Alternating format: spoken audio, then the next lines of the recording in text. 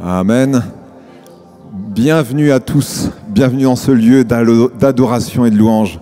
On va chanter ce premier chant qui dit « Jésus, tu es ma seule fondation ».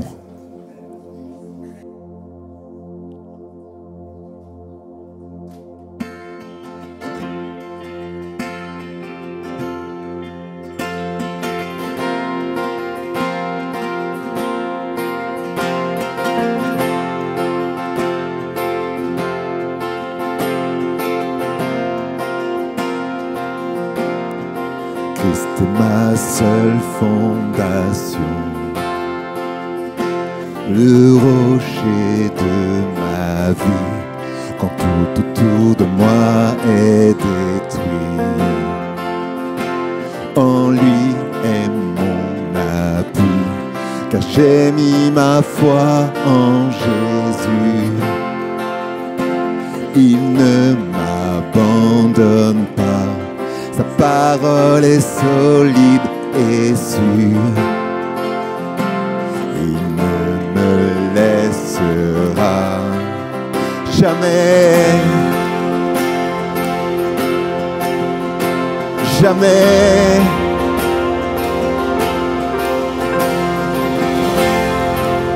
Nous allons déclarer sa joie dans notre cœur.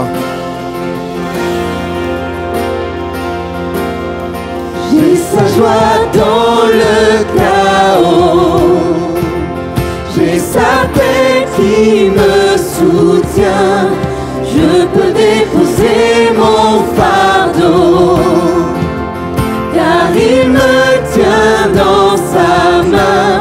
J'ai bâti ma vie sur Jésus, il ne m'abandonne pas, sa parole est solide et sûre. Il ne me laissera jamais, jamais. Il ne faillira jamais, il ne faillira jamais, jamais, jamais. Il ne faillira jamais, il ne faillira jamais. Christ est ma seule fondation, le rocher de ma vie, quand tout autour de moi est détruit. En lui est mon appui, car j'ai mis ma foi en Jésus. Il ne m'abandonne pas, sa parole est solide et sûre. Il ne me laissera jamais, jamais.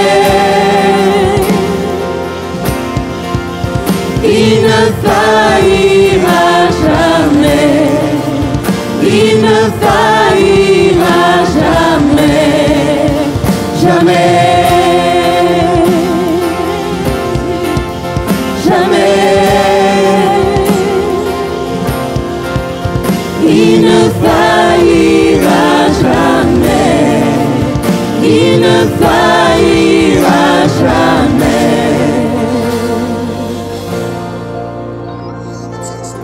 Quand la vent, la pluie déferle sur ma vie, mais lorsque j'ai bâti ma maison sur Jésus, rien ne pourra la bouger, la faire déplacer et la détruire. Ensemble, déclarons. Le vent, la pluie déferle sur ma vie, mais j'ai bâti ma maison sur Jésus-Christ. Le vent, la pluie déferle sur ma vie, mais j'ai bâti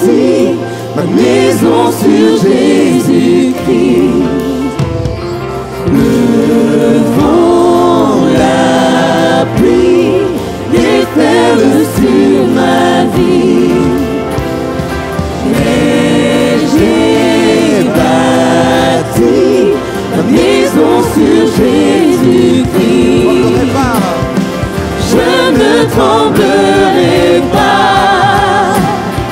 Je suis fondé sur toi. Je ne tremblerai pas. J'ai bâti ma vie sur toi. Christ est ma seule fondation. Le rocher de ma vie, quand tout autour de moi est détruit. En lui est mon appui. J'ai mis ma foi en Jésus. Il ne m'abandonne pas. Sa parole est solide et sûre. Il ne me laissera jamais. Jamais. Il ne faillira jamais. Il ne faillira jamais. Jamais. Déclare-le. Jamais. Il ne faillira jamais. Il ne faillira jamais. Nous puissions rester fermement attachés au rocher qu'est Jésus-Christ. Ensemble, nous sommes unis et nous allons déclarer: le vent, la pluie déferle. J'ai bâti ma maison sur Jésus-Christ. Ensemble. Le vent, la pluie déferle sur ma vie, mais j'ai bâti ma maison sur Jésus-Christ. Le vent, la pluie déferle sur ma vie, mais j'ai bâti ma maison sur Jésus-Christ. Je ne tremblerai pas. Je suis fondé sur toi. Je ne tremblerai pas. J'ai bâti ma vie sur toi. Ensemble. Je ne tremblerai pas. Je suis fondé sur toi. Je ne tremblerai pas. J'ai bâti ma vie sur toi. Amen, Jésus. Nous avons bâti sur le roc et Jésus-Christ. Est-ce qu'on peut faire une acclamation ce matin? Alléluia. Le nom de Dieu soit béni. Et ensemble, nous allons continuer en déclarant: nos yeux sont sur toi. Le salut transperce l'obscurité. Nous sommes là, et s'il y a quelqu'un qui n'a pas passé par les eaux du baptême, c'est le moment. Est-ce que Christ peut revenir ce matin? Oui, il peut revenir. Vous allez vous dire: ah oui, mais il reste ça. Mon ami, nul ne sait ni le jour ni l'heure. Alors tiens-toi prêt maintenant à la porte. Nos yeux sont sur toi. Oh, nos yeux sont sur toi, Fils de Dieu, notre Sauveur. Toi, l'image de l'amour. Gloire à ton nom pour toujours. Oh, nos yeux sont sur toi.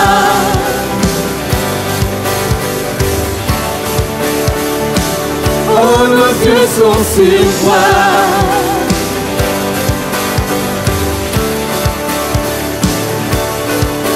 Le salut transperce l'obscurité et le royaume avance à la vitesse de la lumière. Liberté qui fait vibrer l'atmosphère. Chassons les ténèbres alors que le soleil apparaît. venu des cieux pour nous, descendu par amour, il règne à tout jamais, Jésus notre Dieu. Oh, nos yeux sont sur toi, Fils de Dieu notre Sauveur, toi l'image de l'amour, gloire à ton nom pour toujours. Oh, nos yeux sont sur toi. Toute la terre, La terre verra son royaume venir. L'espoir des cieux brille comme l'aube du matin. Là pour toujours, il nous donne une vie nouvelle. Non plus aucune crainte, ni ténèbres dans sa lumière sans fin. Venu des cieux pour nous, descendu par amour, il règne à tout jamais, Jésus notre Dieu. Oh, nos yeux sont sur toi, Fils de Dieu notre Sauveur, toi l'image de l'amour, gloire à ton nom pour toujours. Oh, nos yeux sont sur toi.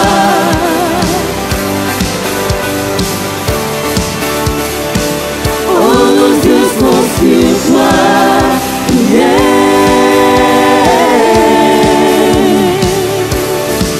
Venu des cieux pour nous, descendu par amour, il règne à tout jamais, Jésus notre Dieu. Venu des cieux pour nous, descendu par amour, il règne à tout jamais, Jésus notre Dieu. Oh, nos yeux sont sur toi.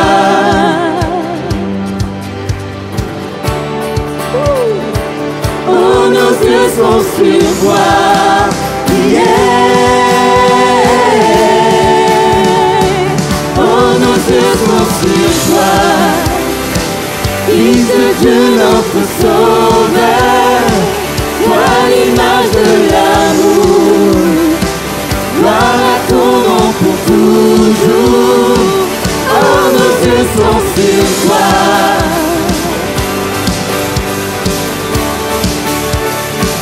Oh, nos yeux sont sur toi. Yeah. Oh, nos yeux sont sur toi.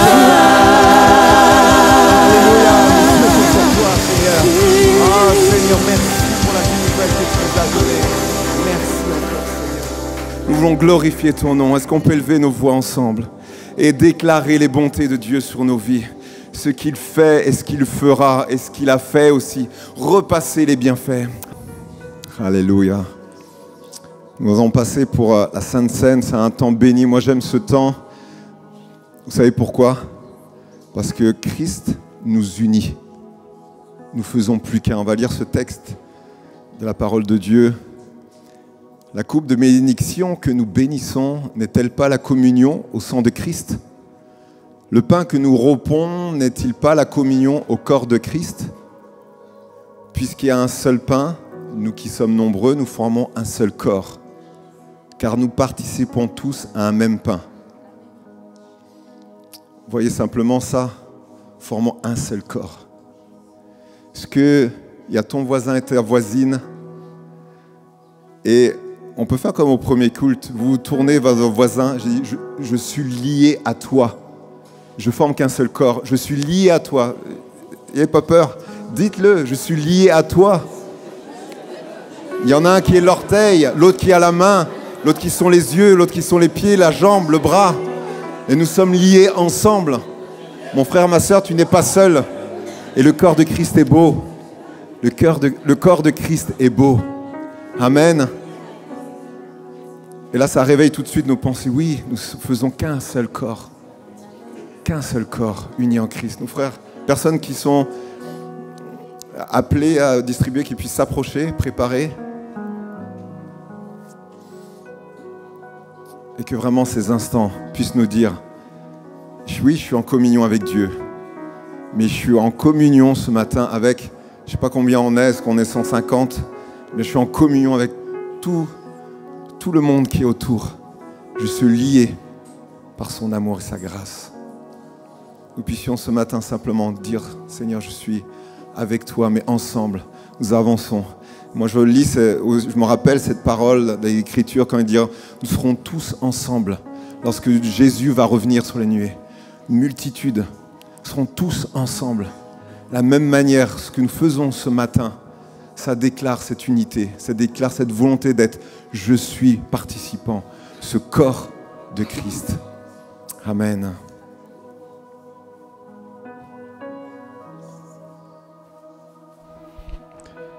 Merci Seigneur pour ton amour, Père. Merci pour ta fidélité, Père. Merci pour cette semaine que tu nous as offert, Père. Merci de nous avoir réveillés chaque matin. Merci d'avoir mis ce souffle de vie en nous, Père.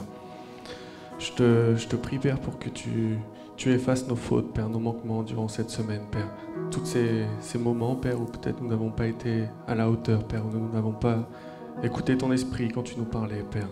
Je te prie vraiment que le sang de Jésus, Père, qui a coulé à la croix, efface nos manquements, Père, efface nos fautes, Père. Je te prie, Père, pour cette nouvelle semaine également qui commence, Père, que nous nous placions sous ta main, Père, sous ta protection, Père, et que tu nous gardes. Je te prie dans le nom de Jésus. Amen. Amen. On invite toutes les personnes baptisées d'eau par immersion à rester debout et qu'ensemble nous puissions vraiment partager. Si vous avez des prières courtes, vous savez prier? Non, je vais dire différemment. Vous savez parler? Vous savez prier. Alors que vous ne laissez pas la bouche fermée. On se supplie. Vous savez que Dieu a un cœur de père. Est-ce que vous avez déjà vu un enfant devant son papa et que l'enfant ne dirait rien du tout durant toute une journée? Vous allez voir l'enfant, mais il dit, qu'est-ce qui se passe? Est-ce que notre Père n'est pas simplement un Dieu insensible, un Dieu impassible à l'amour que nous dégageons? C'est bien une chose, il a créé toute chose, mais ce qu'il a voulu, c'est que nous soyons intentionnels dans notre démarche. Il ne va pas essayer de créer de l'amour, il veut que ce soit vous qui créez l'amour. Alors que ce matin, vous puissiez dégager cela. Et si vous n'avez jamais prié au milieu de l'assemblée, allez-y, simplement. Dites « je t'aime », ça suffit. Mais c'est tellement beau. Amen, on va chanter ce chant qui nous dit que tu calmes l'orage. Quand tu as Jésus dans ta vie, il calme l'orage. Si violent, la tempête, Jésus est au contrôle.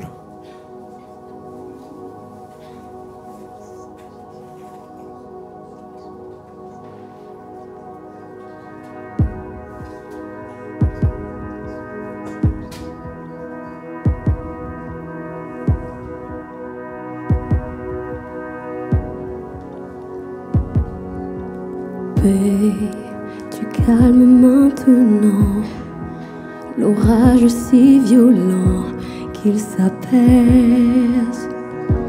En ton nom calme, dompte l'océan, apaise ma colère, chaque vague.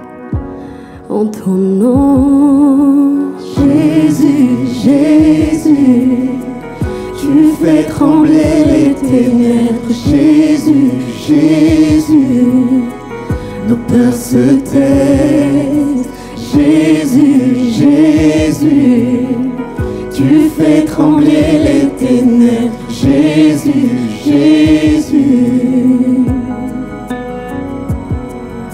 Souffle, que ces eaux reviennent, insuffle en moi un chant. Ton corps, je t'adore, Jésus, Jésus, tu fais trembler les ténèbres, Jésus, Jésus, nos peurs se taisent,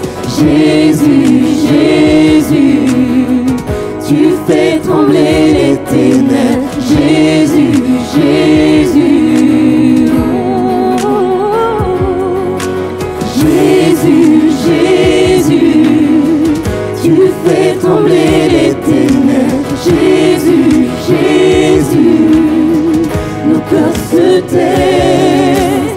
Jésus, Jésus, tu fais trembler les ténèbres. Jésus, Jésus, ton nom, la lumière qui a confondu l'enfer. Ton nom triomphe à tout jamais. Ton nom est vivant, pour toujours élevé. Ton nom triomphe à tout jamais. Jésus, Jésus, tu fais trembler les ténèbres. Jésus, Jésus, nos peurs se taisent. Jésus, Jésus, tu fais trembler les ténèbres. Jésus, Jésus.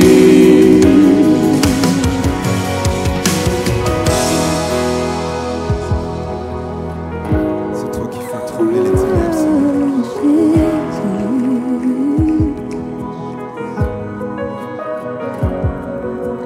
Jésus, Jésus, tu fais trembler les ténèbres. Jésus, Jésus, ton nom, la lumière qui a confondu l'enfer. Ton nom triomphe à tout jamais. Ton nom est vivant, pour toujours élevé. Ton nom triomphe à tout jamais. Ton nom, la lumière qui a confondu l'enfer. Ton nom triomphe à tout jamais. Ton nom est vivant, pour toujours élevé. Ton nom triomphe à tout jamais. Jésus, Jésus, tu fais trembler les ténèbres. Jésus, Jésus, nos peurs se taisent. Jésus, Jésus, tu fais trembler les ténèbres. Jésus, Jésus. Alléluia. C'est notre roi qui fait trembler les ténèbres. Nous puissions déclarer ce matin. Tu fais trembler, Seigneur Jésus, tout ce qui m'entoure. Et moi, je marche à travers la vallée de l'ombre de la mort. Je ne crains aucun mal, car tu es avec moi. Et Seigneur, je veux le déclarer maintenant dans mon cœur, dans ma vie de tous les jours. Comme quoi, Seigneur, je suis bâti sur un fondement solide, qui est Jésus-Christ, le rocher. Jésus, tu fais trembler les ténèbres. Jésus, Jésus, Jésus, tu fais trembler. Notre frère rendra grâce pour les offrandes. Amen, Seigneur, ce matin, nous pouvons déclarer que tu es ma lumière, Seigneur. Tu es notre lumière, Seigneur. Et nous déclarons aussi, Seigneur mon Dieu, qu'en toi, nous avons un Père, Seigneur, un Père qui nous aime, Seigneur. En ce matin, Seigneur mon Dieu, nous voulons te présenter ces offrandes qui ont été données par ton peuple, par ton fils, par ta fille en ce matin. Seigneur, nous te les présentons afin que tu puisses bénir, Seigneur, tout d'abord les mains qui les ont données, Seigneur.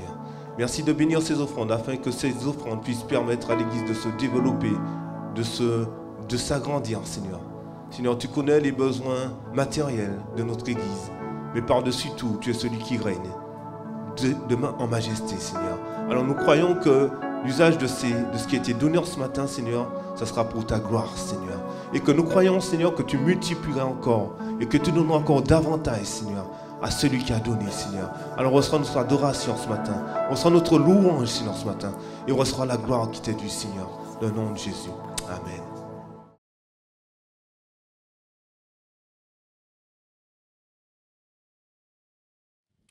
Bonjour à toutes et à tous.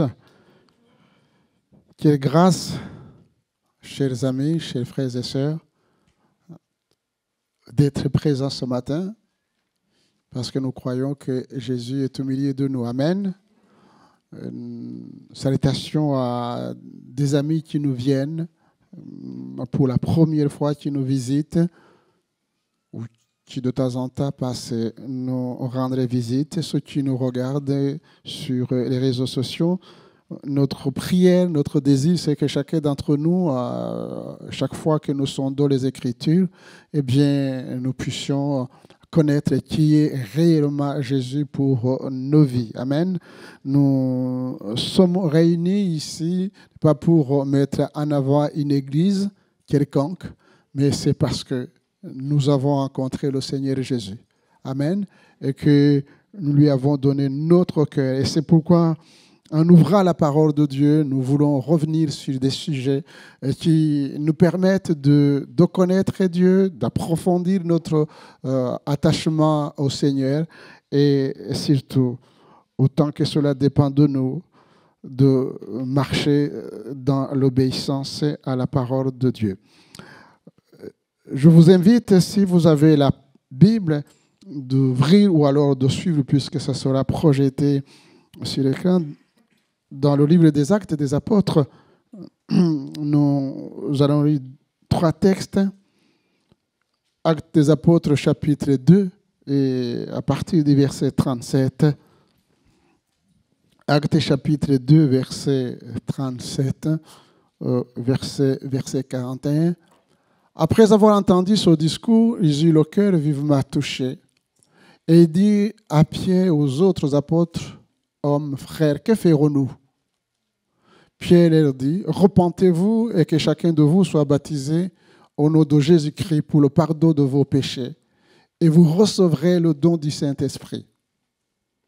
Car la promesse est pour vous, pour vos enfants, et pour tous ceux qui sont au loin en aussi grand nombre que le Seigneur notre Dieu les appellera. Et par plusieurs autres paroles, il les conjurait et les exhortait en disant, sauvez-vous de cette génération perverse. Ceux qui acceptèrent sa parole furent baptisés. Retenez cette parole-là. Ceux qui acceptèrent sa parole furent baptisés. Et en ce jour-là, le nombre des disciples s'augmenta d'environ 3000 âmes. Actes chapitre 8, verset 35. Actes chapitre 8, verset 35. Alors Philippe ouvra la bouche et commença par ce passage, lui annonçant la bonne nouvelle de Jésus. Comme ils continuaient leur chemin, ils rencontrèrent de l'eau et l'eunuque dit, voici l'autre verset qu'il faut retenir, voici de l'eau. Qu'est-ce qui empêche que je sois baptisé? Philippe dit, si tu crois de tout ton cœur, cela est possible. L'eunuque répondit, je crois que Jésus-Christ est le Fils de Dieu. Il fit arrêter le char. Philippe et l'eunuque descendirent tous deux dans l'eau et Philippe baptisa l'eunuque. Quand ils furent sortis de l'eau, l'Esprit du Seigneur enleva Philippe et l'eunuque ne le vit plus, tandis que joyeux, il poursuivait sa route. Pour terminer, Acte 22, verset 14, il dit, c'est Ananias qui parle à Saul de Tarse, il dit, le Dieu de nos pères t'a destiné à connaître sa volonté, à voir le juste et à entendre les paroles de sa bouche, car tu lui serviras de témoin auprès de tous les hommes des choses que tu as vues et entendues. Et maintenant, que tardes-tu? Lève-toi, sois baptisé et lavé de tes péchés en invoquant le nom du Seigneur. Amen. Voyez-vous, chers frères et sœurs, chers amis, il y a des choses que nous connaissons peut-être. Nous lisons, nous écoutons, et souvent on ne fait pas attention. C'est en préparant tous ces jeunes qui ont pris la décision de s'engager dans les eaux du baptême que je suis revenu sur la nécessité d'obéir à la parole de Dieu en passant par les eaux du baptême. Et c'est cette question qui revient. Voici de l'eau, qu'est-ce qui m'empêche que je ne sois baptisé? Qu'est-ce qui m'empêche? Ce matin, il est question du baptême. Mais ce mot, qu'est-ce qui m'empêche, peut aussi introduire d'autres sujets. On va rester sur le baptême, mais on peut se poser la question, qu'est-ce qui m'empêche de servir le Seigneur? Qu'est-ce qui m'empêche de méditer jour après jour la parole de Dieu? Qu'est-ce qui m'empêche? Et les sujets sont nombreux, surtout d'obéir à Dieu. Qu'est-ce qui m'empêche? La question vous est posée, vous qui êtes ici ce matin, qui peut-être n'arrivez pas à s'engager, pensant que, alors il y a beaucoup de questions et je vais vous en donner quelques réponses qui vont peut-être vous aider à réfléchir sur votre vie. Qu'est-ce qui m'empêche? Quand vous regardez l'apôtre Paul, avant de se faire baptiser, il va déclarer que c'est à cause de l'ignorance et de l'incrédulité et qu'il faisait des choses qui n'étaient pas à la gloire de Dieu. L'ignorance. On ne naît pas chrétien, on le devient. Nous étions tous dans l'ignorance, en tout cas en ce qui me concerne. J'étais dans l'ignorance. Je ne connaissais pas le Dieu vivant et vrai. Je ne connaissais pas son Fils Jésus-Christ. Je connaissais de religion. Je connaissais la religion catholique parce que quand j'étais petit, notamment en Afrique, plusieurs églises dans mon pays en particulier, eh bien les églises, plutôt les écoles, étaient tenues par les prêtres. Donc, je connaissais qu'il existe une religion catholique. Ma famille et moi, mon père était adventiste du 7e jour. Donc, je connaissais qu'il y avait une religion adventiste. Non loin de chez moi, il y avait des musulmans. Je connaissais qu'il y avait l'islam aussi. Pas de bouddhistes. Mais j'avais entendu parler qu'il y avait aussi des bouddhistes en grandissant, ainsi de suite.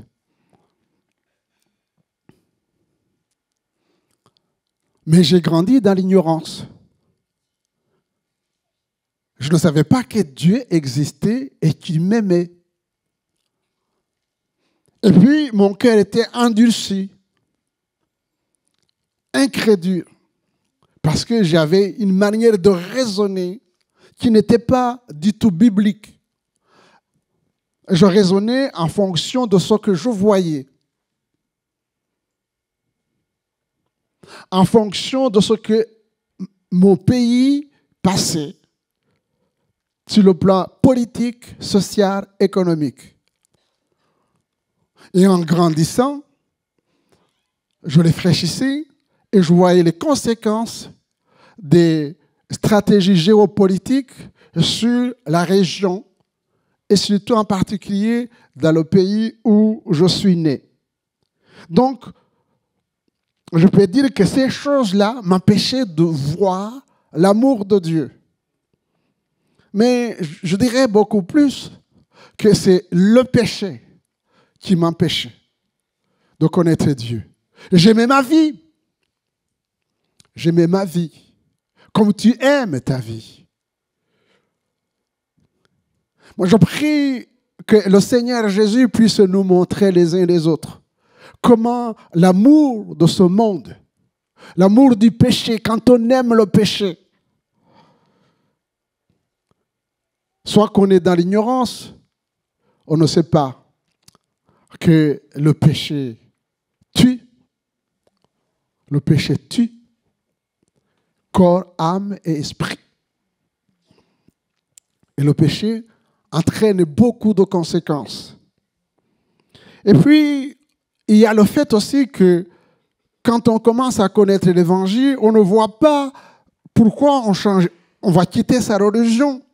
Parce qu'on pense à tort que la conversion, je vais m'attacher à une religion. Je vous assure que là, je ne prêche pas la religion. Je prêche Christ qui est mort, bien plus qui est ressuscité et qui est vivant, qui a changé ma vie. L'église de Pentecôte n'a pas changé ma vie. Encore moins l'église adventiste où je suis né. L'église, mais c'est toujours difficile de quitter sa religion parce que, eh bien, il y a des amis, il y a peut-être des familles, on a peur du regard des autres. Qu'est-ce que les autres vont dire? Surtout si dans votre famille, vous avez des parents qui sont évêques, sœurs, qu'est-ce que je vais faire? Ou alors, vous pouvez être incompris, rejeté, persécuté, parce qu'il y a d'autres religions, si vous vous convertissez, eh bien, ils sont capables de vous tuer. Parce que vous avez quitté la religion de vos ancêtres.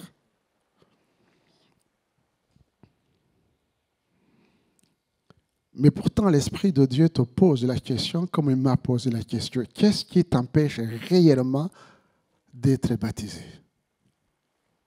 D'être baptisé. C'est l'eunuque éthiopien qui n'arrivait pas à comprendre cette chose-là. Et il avait besoin de l'aide. Et Philippe s'est approché. Et je crois que le Saint-Esprit s'approche de chacun d'entre nous et te pose la question. Qu'est-ce qui t'empêche? Qu'est-ce qui t'empêche? La réponse de Philippe est claire. Si tu crois de tout ton cœur. Amen. Si tu crois de tout ton cœur, il est question de la foi. Ce n'est pas une question d'adhésion. L'adhésion et la foi sont deux choses différentes.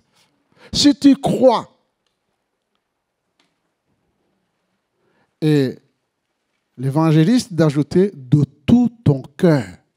Ça veut dire ce que ça veut dire, de tout ton cœur. Il n'y a pas une partie que je vais donner à Dieu et une autre que je vais conserver pour moi.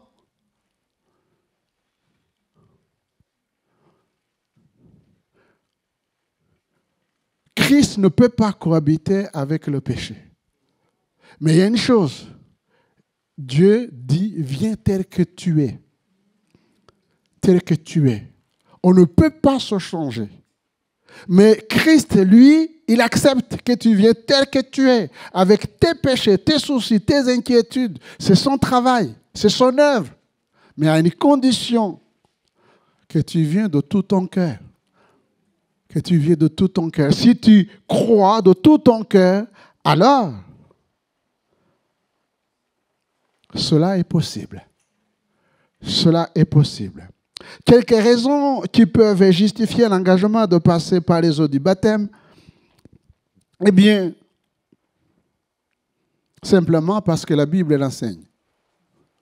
Parce que la Bible l'enseigne.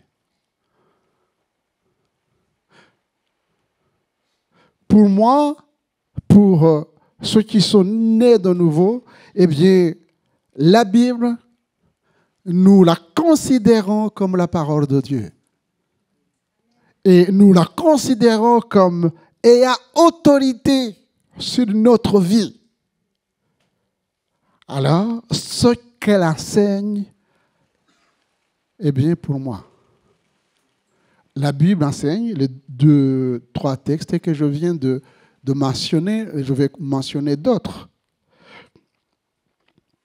Et en lisant la parole de Dieu, la Bible, eh bien, cette Bible dit que je ne suis pas en règle avec Dieu, que le péché me sépare de Dieu, qu'il y a des choses qui me séparent. Or, Christ, lui, il est venu justement pour briser renversé les murs qui me séparent, qui me séparaient de Dieu. Troisièmement, parce que Christ est mort pour mes péchés. Amen. Christ est mort pour mes péchés. Il a brisé la puissance du péché. Il n'y a aucune autorité maléfique capable de toucher un cœur qui est en Christ. Puisque la Bible dit qu'en mourant sur la croix, Christ a vaincu le péché. Il a vaincu les puissances diaboliques et démoniaques. Il les a écrasées. Lui, bien sûr, il a effacé l'acte qui nous condamnait, mais pour ce qui concerne les démons et les puissances, il les a livrés en spectacle. Il a triomphé d'elle parce qu'il est Dieu. Parce qu'il est Dieu.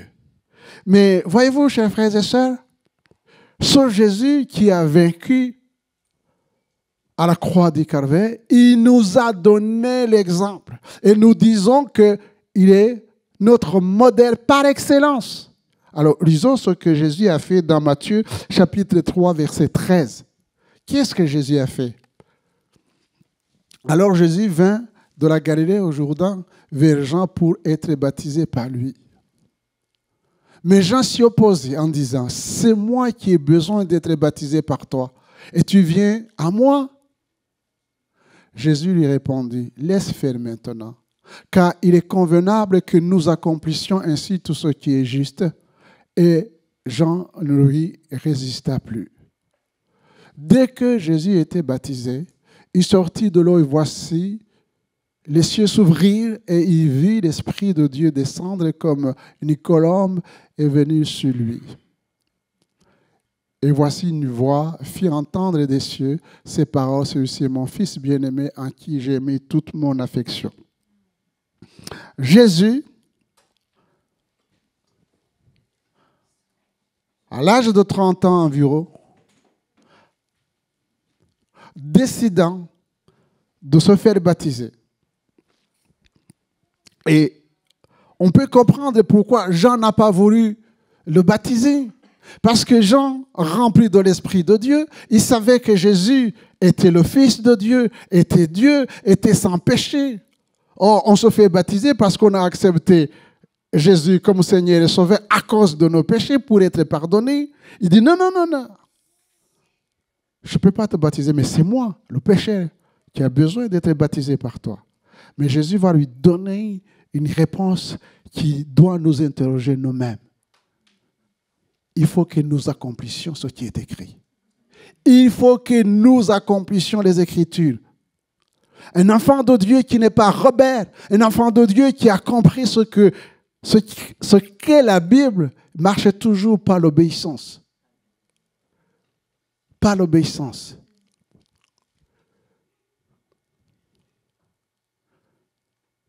Je dirais que l'obéissance va au-delà du raisonnement. On ne peut pas opposer la parole de Dieu à la raison.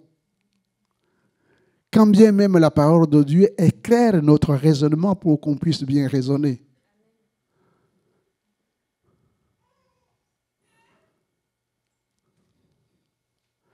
Si donc Jésus s'est fait baptiser, qui suis-je moi pour résister à l'appel de Dieu?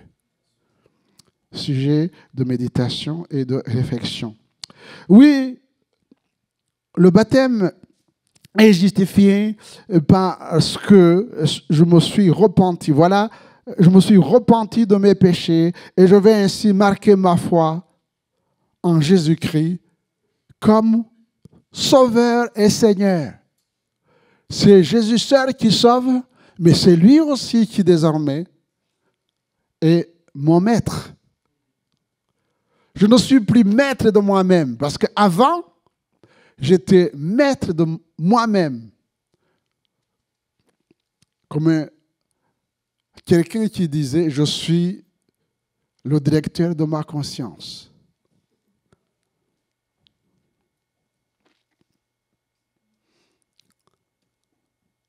Et beaucoup de gens ont fait naufrage par rapport à la foi, à cause justement de cet orgueil de dire « je suis ». Je suis donc, je vis.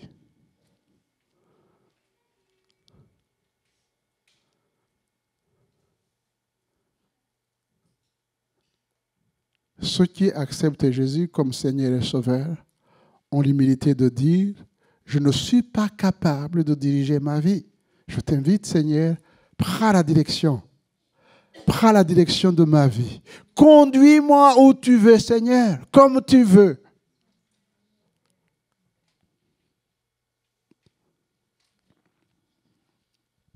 Parce que celui qui demande le baptême a fait une réelle expérience de la nouvelle naissance, il s'est repenti de ses péchés et par sa confession de foi, marque son attachement à Christ et à son enseignement.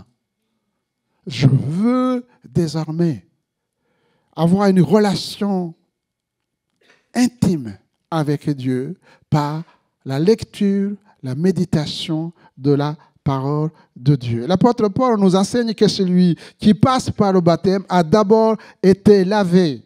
1 Corinthiens chapitre 6, verset 9. Paul dit, « Ne savez-vous pas que les injustes n'hériteront point le royaume de Dieu? Ne vous y trompez pas, ni les impudiques, ni les idolâtres, ni les adultères, ni les efféminés, ni les infâmes, ni les voleurs, ni les cupides, ni les ivrognes, ni les outragés, ni les ravisseurs n'hériteront le royaume de Dieu. Et c'est ce que vous étiez, quelques-uns d'entre vous. » On reste sur ce texte-là. Bien sûr que la liste n'est pas exhaustive. Il faut aller de Genèse à l'Apocalypse pour comprendre qu'effectivement, nous étions des pécheurs. Et le fait de voler, de tuer ou de commettre l'adultère, ce n'est pas ça le péché. C'est ça la conséquence du péché. Mais c'est le cœur. C'est le cœur qui n'est pas à Dieu, qui est mauvais et qui pousse à des actions. C'est pourquoi Dieu dit, mon fils, ma fille, donne-moi ton cœur. Donne-moi ton cœur. Et une fois que nous acceptons de donner notre cœur au Seigneur, alors l'apôtre dit, mais vous avez été lavés. Quand est-ce que nous avons été lavés? Le jour où nous avons accepté Jésus comme notre Seigneur et Sauveur personnel, il nous a lavés par son sang. Mais vous avez été sanctifiés. Mais quand est-ce que nous avons été sanctifiés? À partir du moment où nous avons accepté sa parole, en lisant sa parole, sanctifie-les par ta parole est la vérité. Mais vous avez été justifiés au nom du Seigneur Jésus-Christ par l'Esprit de notre Dieu. Justifiés par la foi. Nous sommes justes. Avant, nous étions injustes. Maintenant, nous sommes devenus justes parce que Dieu nous a déclarés justes le jour où nous avons dit, Seigneur, je te donne ma vie. Je te donne ma vie. Cet engagement de se faire baptiser est fondé sur les Écritures. Il y a au moins 8 points que je vais laisser très rapidement sur vos cœurs pour que vous puissiez comprendre que l'engagement de passer par les eaux du baptême, eh bien, c'est quelque chose d'important parce que c'est mentionné par la parole de Dieu. Celui qui a été touché par la parole de Dieu, comme l'eunuque éthiopien, eh bien, comme Saul de Tarse, quand Ananias lui dit « Lève-toi et sois baptisé », eh bien, il déclare qu'il est pardonné. Je suis pardonné. Je suis pardonné. Si moi je dis « je suis pardonné », si c'est ma parole, eh bien, elle ne vaut rien. Mais si cette parole est fondée sur la parole de Dieu, alors c'est puissant. Dans Actes chapitre 10, verset 43, il nous est dit, tous les prophètes rendent de lui, de Jésus, le témoignage que quiconque croit en lui reçoit le pardon de ses péchés. Reçoit le pardon de ses péchés. Et dans 1 Jean chapitre 1er, verset 9, il nous est dit que si nous confessons nos péchés, il est fidèle et juste pour nous les pardonner et nous purifier de toute iniquité. Donc celui qui se convertit et qui se fait baptiser, il proclame qu'il est pardonné. Et ça, c'est quelque chose d'extraordinaire. C'est un poids qui tombe. J'espère que ceux qui sont nés de nouveau, qui sont baptisés, vous avez cette conviction intérieure que vous êtes pardonnés, que vous ne traînez pas de culpabilité. Pardonné. Deuxièmement, il est justifié. Je suis justifié. Romains chapitre 5, verset 1er. Étant donc justifiés par la foi, nous avons la paix avec notre Dieu. Nous avons la paix avec Dieu par notre Sauveur Jésus-Christ. Étant donc justifiés par la foi. Je suis sauvé par grâce, par le moyen de la foi. Je suis en paix. J'espère que j'ai en face de moi des hommes et des femmes qui sont en paix. Parce que vous avez fait la paix avec Dieu. Mais si vous n'avez pas fait la paix avec Dieu, vous ne serez jamais en paix. Vous aurez une paix éphémère pour ce que le monde peut vous donner pensant que vous êtes en paix. Mais cette paix disparaîtra comme l'éclair. Nous sommes en paix parce que nous avons fait la paix avec Dieu. Amen.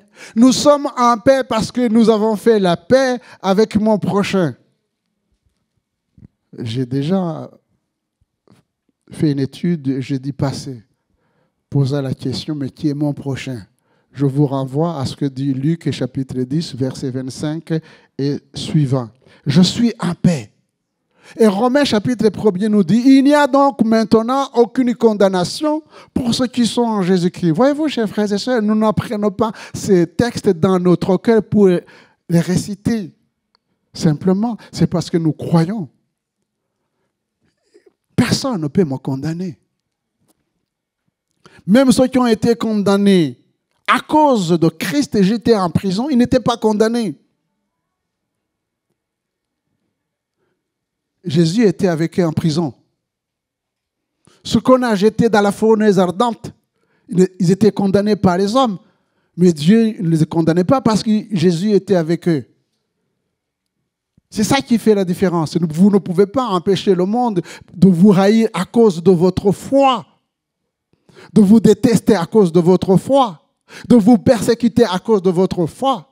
Mais nous avons la certitude fondée sur la parole de Dieu que quoi qu'il arrive, où que nous soyons, Christ est avec nous. Parce qu'il est écrit. Parce qu'il est écrit. Je suis réconcilié avec Dieu.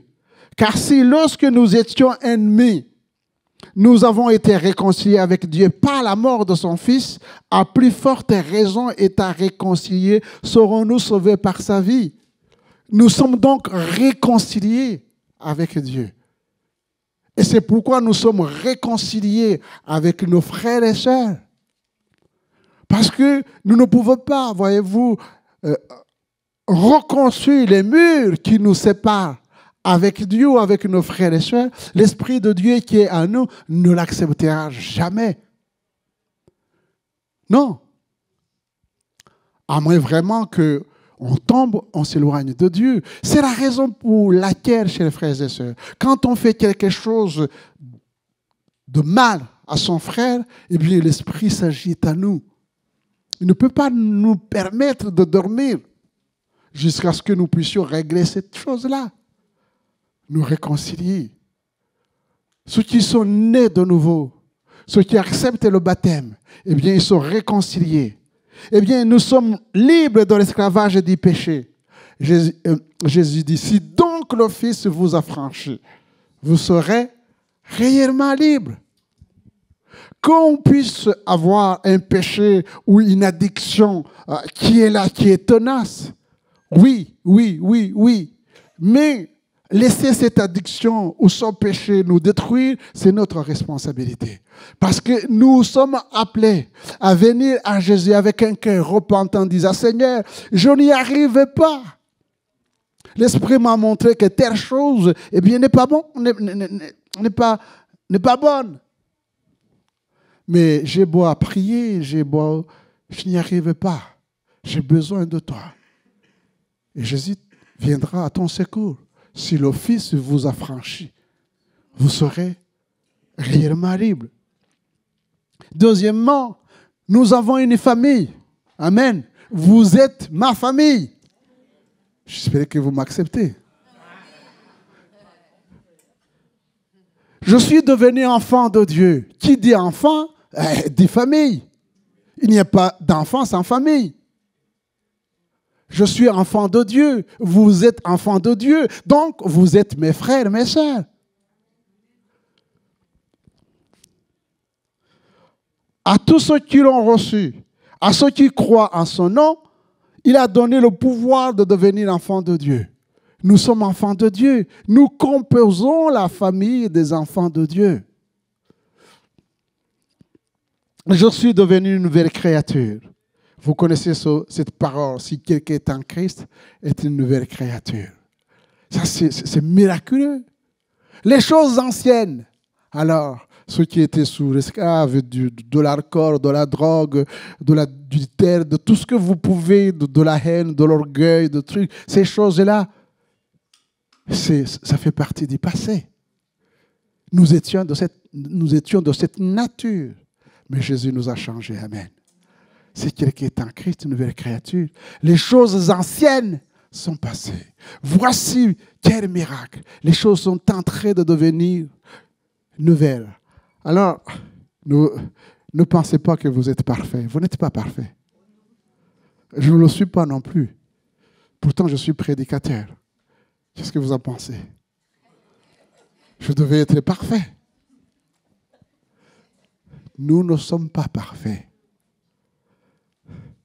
Mais il y a une différence. Il y a une différence. Nous tendons vers la perfection. Nous tendons vers la perfection. Jour après jour, nous nous approchons. Parce que bientôt, nous serons parfaits. Tel qu'il est. Quand il reviendra, alors là, nous serons changés, transformés comme un clin d'œil, et nous partirons. Alors là, on sera parfait. Tel qu'il est. C'est notre espérance. Je suis né de nouveau. Jésus répondit en vérité, je te le dis, si un homme ne naît de nouveau, il ne peut voir le royaume de Dieu. Et je termine par cette parole. Oui, né de nouveau, baptisé, j'ai la vie éternelle. Celui qui croit au Fils a la vie éternelle. Celui qui ne croit pas au Fils ne verra point la vie. Mais la colère de Dieu demeure sur lui. Alors, il y a des gens qui disent que parce que nous déclarons ce qui est dans la parole, nous sommes des fanatiques. Nous excluons les gens.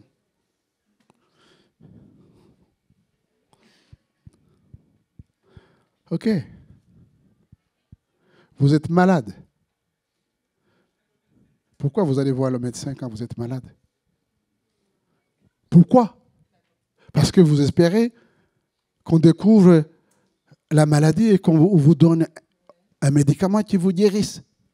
Et si, effectivement, on découvre que vous êtes malade, et qu'en plus de ça, le médecin dit, mais c'est magnifique, il y a un traitement efficace qui vous guérit à 100%. Et que vous, dans votre intelligence, vous prenez le médicament, vous le mettez à côté, vous ne le prenez pas en disant, je vais être guéri. Jésus a vaincu le péché. Il est le seul à avoir vaincu le péché. Si les gens n'acceptent pas Jésus, comment voulez-vous qu'ils ne soient pas étouffés par ce cancer qui est le péché? On vous donne le médicament, vous le mettez de côté. Vous ne voulez pas le prendre. À qui la responsabilité? Ce n'est pas le médecin maintenant. La responsabilité, c'est vous. Vous ne voulez pas pour des raisons personnelles, eh bien, vous avez droit à la mort. Car Dieu a tant aimé le monde qu'il a donné son Fils, afin que quiconque croit en lui ne périsse point. Parce qu'il y avait péril, il y a toujours péril dans la maison. Ne périsse point, mais qu'il ait la vie éternelle. C'est ce que le Seigneur vous offre. Conclusion. Romains 6, verset 1er. Que dirons-nous donc? Demeurions-nous dans le péché afin que la grâce abonde?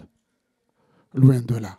Nous qui sommes morts au péché, comment vivrions-nous encore dans le péché?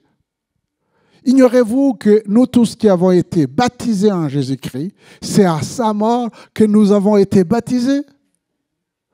Nous avons donc été ensevelis avec lui par le baptême en sa mort, afin que, comme Christ est ressuscité de mort par la gloire du Père, de même nous aussi, nous marchions en nouveauté de vie. En effet, si nous sommes devenus une même plante avec lui par la conformité à sa mort, nous serons aussi par la conformité à sa résurrection, sachant que notre vieil homme a été crucifié avec lui, afin que le corps du péché fût détruit pour que nous ne soyons plus esclaves du péché. Car celui qui est mort est libre du péché. Or, si nous sommes morts avec Christ, nous croyons que nous vivrons aussi avec lui. Sachant que Christ est ressuscité des morts, ne meurt plus, la mort n'a plus de pouvoir sur lui. Car il est mort et c'est pour le péché qu'il est mort, une fois pour toutes. Il est revenu à la vie et c'est pour Dieu qu'il vit.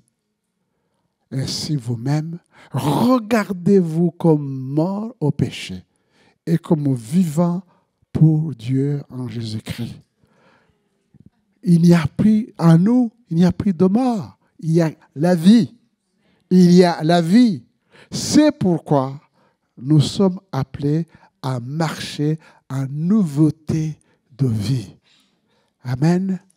Alors, je vous laisse ma question, qui est une question biblique, à ceux qui ne sont pas encore baptisés. Voici l'eau. Qu'est-ce qui empêche que je ne sois baptisé? À chacun de répondre. Inclinons nos cœurs et demandons au Seigneur sa grâce. Seigneur, notre Dieu et notre Père, nous te sommes reconnaissants. Reconnaissants parce que tu connais le monde que tu as créé, tu connais les créatures que tu as créées, et tu n'as pas voulu que le péché règne, que les ténèbres règnent. C'est pourquoi tu es venu, Seigneur, pour que le monde sache que tu es le sauveur du monde. Merci pour avoir touché nos cœurs. Merci parce que l'action du Saint-Esprit demeure. Je te prie vraiment de toucher nos cœurs, soit pour le salut et pour nous engager dans les eaux du baptême, soit pour continuer cette œuvre de sanctification, pour glorifier ton nom là où tu nous as placés. Père, je prie également que tu accompagnes ta parole par des prodiges, des miracles, afin que la personne qui est malade soit guérie dans le nom de Jésus en plaçant sa foi dans ta parole, parce que tu es le même hier, aujourd'hui, éternellement. Merci de bénir ton peuple dans le précieux nom de notre Seigneur et Sauveur Jésus. Amen.